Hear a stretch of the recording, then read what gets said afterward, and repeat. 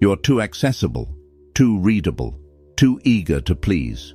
You walk into a room and your body language screams for approval. You smile when nothing is funny. You nod when you disagree. You fill the silence with nervous chatter because the weight of the quiet makes you feel small. And the world sees this. People are predators by nature. They don't need to be evil to smell weakness. They just need to be human. When they sense that you crave their validation, they instinctively lose respect for you. They put you in a box, the box of the nice guy, the box of the safe person, the box of the servant. And once you are in that box, you are harmless, and harmless men are ignored. But there is a different kind of presence, a presence that doesn't ask for attention, yet commands it, a confidence so absolute, so heavy, that it terrifies people, not because it is violent, but because it is unrecognizable. It is the confidence of a man who has no need for the tribe's approval because he has built his own kingdom. Machiavelli knew this secret. He whispered it to princes and kings in the shadows of Italian courts. He knew that to rule, one must not seek to be loved. Love is fickle. Love is given by choice. But fear, respect born of awe, that is a chain that no one breaks. Today we are not talking about self-esteem. We are not talking about thinking positive. We are performing an autopsy on your current personality, cutting out the weak tissue and stitching in the mindset of a ruler. You are going to learn how to become psychologically terrifying, but be warned. Once you cross this line, you cannot go back. People will treat you differently. The warmth of being one of the guys will vanish, replaced by the distance of respect. If you prefer the comfort of being overlooked, leave now. But if you are ready to be the one who moves the pieces rather than the one being moved, listen closely. Here is the incomplete loop. The reason you feel weak is not because you lack strength. It is because you are leaking power. You are bleeding authority in 7 distinct ways every single day. Stop the bleeding and the pressure builds. When the pressure builds, you become a force. Let's begin the surgery. The first law: kill the nice guy. You have been programmed with a lie. From the time you were a child, you were told that if you are nice, the world will be nice back. That if you are polite, you will be rewarded. That if you follow the rules, you will be safe. Look at your life. Is it working? Or are the people who break the rules winning? Are the people who take what they want getting ahead? Machiavelli wrote, "A man who wishes to make a profession of goodness in everything must necessarily come to grief among so many who are not good." Translation: if you play by the rules of nice in a game where everyone else is playing for power, you will be destroyed. Nice is a survival strategy for the weak. It is a plea for mercy. It says, "I will not hurt you. Please do not hurt me." It is submission before the conflict has even started. Terrifying confidence begins when you replace nice with civil. There is a difference. Civility is a choice. It is a code of conduct you impose on yourself because you are disciplined. Niceness is a reflex. It is a fawn response to avoid conflict. The man who terrifies is civil. He holds the door open. He speaks calmly. He uses manners. But behind his eyes there is a wall. He is not doing it to get you to like him. He is doing it because he holds himself to a standard. If you cross him, the civility vanishes, not into rage, but into ice. When you stop trying to be liked, you become unpredictable. And unpredictability is the root of psychological terror. Think of the boss who is always yelling. He is annoying but not scary. You know what he wants. He wants to vent. He is a child. Now think of the boss who never raises his voice, the one who stares at you in total silence when you make a mistake, the one who speaks softly, slowly, and smiles without his eyes crinkling. That man is terrifying. Why? Because you don't know what he is planning. You don't know where you stand. He has detached his emotions from the interaction. To become this, you must stop smiling by default. Observe yourself for 1 week. How many times do you smile when you are not happy? How many times do you laugh at a joke that isn't funny? This is submissive signaling. It is a biological signal to the alpha in the room that you are not a threat. Stop it. Keep your face neutral. Let your eyes rest on people without rushing to reassure them. When you stop signaling submission, people will initially get uncomfortable. They will ask, "Are you okay? Are you mad?" That discomfort they feel, that is the shift in power. That is them realizing they can no longer read you. You have become a closed book in a room full of open magazines. The second law, the vacuum of silence. Most people are addicted to noise. They are terrified of the pause. Watch two insecure people talk. They overlap. They interrupt. They rush to fill every millisecond of dead air because silence feels like judgment. They are throwing words into the void to build a bridge, desperate for connection. The Machiavellian mind does the opposite. He creates the void. Silence is not empty. Silence is a vacuum, and nature abhors a vacuum. When you stay silent, you create a psychological gravity well. Other people, driven by their anxiety, will rush to fill that silence. They will reveal things they didn't mean to say. They will negotiate against themselves. They will offer you power just to make the awkwardness stop. Here is how you weaponize this. When someone asks you a question, do not answer immediately. Wait 1 second, 2 seconds, 3 seconds. Look at them. Maintain eye contact. Then answer. In those 3 seconds, their brain goes into overdrive. Did I offend him? Is the question stupid? What is he thinking? You have destabilized their certainty before you have uttered a single word. When you do speak, speak slower. Fast talking is a sign of anxiety. It signals that you are afraid you will be interrupted, or that you don't think your time is valuable enough to claim. Slow talking signals that you expect to be heard. It signals that you have nowhere else you'd rather be, and no one you fear. Imagine a king issuing a decree. Does he rush? Does he stumble? No. He speaks as if the world waits for his punctuation.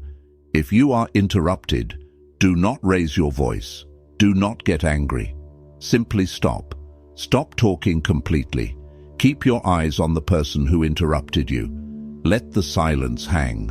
Let the room feel the rudeness of their interruption. Usually they will stumble, apologize, or trail off. Then you continue at the exact same volume from the exact same spot. You did not fight for the floor. You simply showed them that you own it. The third law, starve the golden calf. The golden calf is external validation. It is the idol you worship every time you check your phone for likes, every time you fish for a compliment, every time you explain yourself to someone who doesn't matter. You cannot have terrifying confidence if you're addicted to approval. If I can control your self-esteem by giving you a compliment, I own you. If I can destroy your day by giving you an insult, I own you. You are a puppet, and your emotions are the strings. To terrify, you must cut the strings. You must reach a point of emotional zero. This doesn't mean you are a robot. It means your self-perception is an internal fortress. It is closed to the public. If someone calls you a genius, you think, I know what I am. If someone calls you a fool, you think, I know what I am. Neither statement moves the needle. When you meet someone who doesn't need you to like them, it is disturbing. We are used to the social barter system. I validate you, you validate me. When you opt out of that transaction, you become a glitch in the matrix. People will try harder to impress you. They will try to provoke you to get a reaction, and this is the test. Machiavelli said, "He who seeks to deceive will always find someone who will allow himself to be deceived." He also knew that he who seeks to provoke will always find someone weak enough to react. When you are challenged, when you are insulted, your instinct is to defend, to explain, to fight back. Don't. Defense implies that the attack hurt. Explanation implies that the accuser has the authority to judge you. Instead, use the agree and amplify or the bored stare. If someone says, "You're arrogant," The insecure man argues, "No, I'm not, I'm just confident." The dangerous man says, "I've been called worse by better people." Or he simply says, "Okay," and goes back to work. By refusing to defend yourself, you render their weapon useless. You show them that their opinion of you has zero currency in your world. There is nothing more terrifying to a narcissist or a bully than a victim who is simply bored by them. The fourth law, posture of the apex. Your mind leads your body, but your body also hacks your mind. You cannot feel like a ruler if you are curled up like a shrimp. You cannot feel dangerous if you are shrinking to take up less space. Look at how you are sitting right now. Are your legs crossed tight? Are your shoulders hunched? Is your head down? Expand. The Machiavellian stance is open. It exposes the vital organs. This sounds counterintuitive. In a fight, you protect your vitals. But in social dynamics, exposing your chest and stomach signals a lack of fear. It signals, "I am not afraid of you. I don't need to shield myself." Take up space. Put your arm on the empty chair next to you. Spread your legs. When you stand, stand with weight on both feet, grounded. And the eyes. The eyes are the weapon. Most people have scanning eyes. They dart around the room, checking exits, checking faces, looking for threats or friends. This is prey behavior. A deer scans, a rabbit scans, a lion focuses. Train your eyes to move slowly. When you look at something, look at it. Lock on. Absorb the data. When you move your gaze, move it smoothly to the next target. When you walk, do not deviate. Have you ever walked down a hallway and done the little dance with someone coming the other way?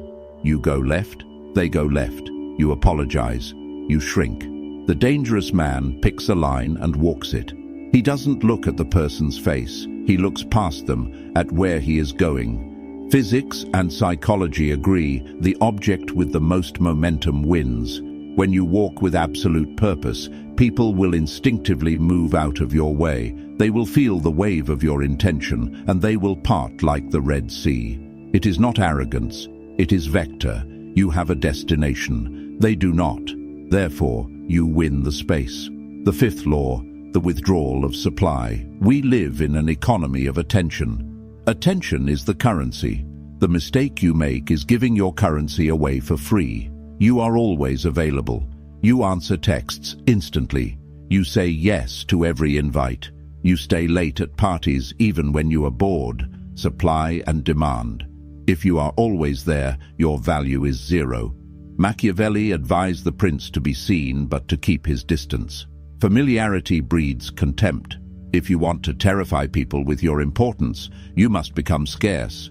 You must be willing to walk away. In every negotiation, in every relationship, in every interaction, the person who is most willing to walk away holds 100% of the power. If you are afraid to lose the girl, she owns you. If you are afraid to lose the job, the boss owns you. If you are afraid to lose the friend owns you. You must practice the art of the exit.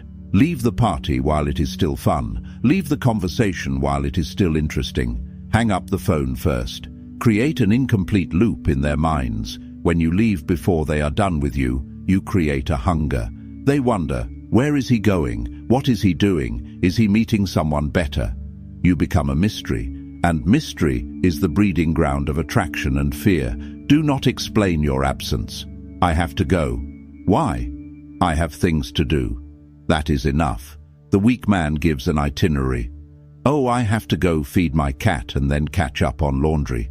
Boring, mundane, human. The dangerous man just vanishes into his purpose. This applies to your emotional availability too. Do not dump your trauma on people you just met. Do not tell everyone your weaknesses. Keep your cards against your chest. In a world of oversharing, the man who keeps his secrets is the man who holds the cards. The sixth law, competence is the only real confidence. Everything we have discussed so far, posture, silence, withdrawal, these are the tactics. But tactics without foundation are just manipulation. And eventually manipulation collapses. To be truly confident, to be truly terrifying, You must be dangerous. And I don't mean physically violent, though being physically fit helps. I mean you must be competent. You must be good at what you do. Machiavelli didn't just tell the prince to act like a king. He told him to study war, to study history, to understand the terrain. If you are incompetent, your silence isn't mysterious, it's confusing. Your staring isn't intense, it's creepy. You need to build a stack of proof. Your brain is not stupid, it knows if you are a loser. You can look in the mirror and say affirmations all day, but if you haven't achieved anything, your brain will whisper, "You are a liar." Confidence comes from the undeniable evidence of your own capability. It comes from doing hard things. It comes from keeping promises to yourself. When you know that you can solve the problem, you don't need to panic. The surgeon doesn't panic when the patient bleeds. He goes to work. He is calm because he is competent. If you want to terrify people, become the best in the room at something. It could be your job. It could be your ability to listen. It could be your ability to analyze a situation. When you speak, you must be right. Or at least, you must be thoughtful. Machiavelli warned that a prince who relies on the advice of others is easily overthrown.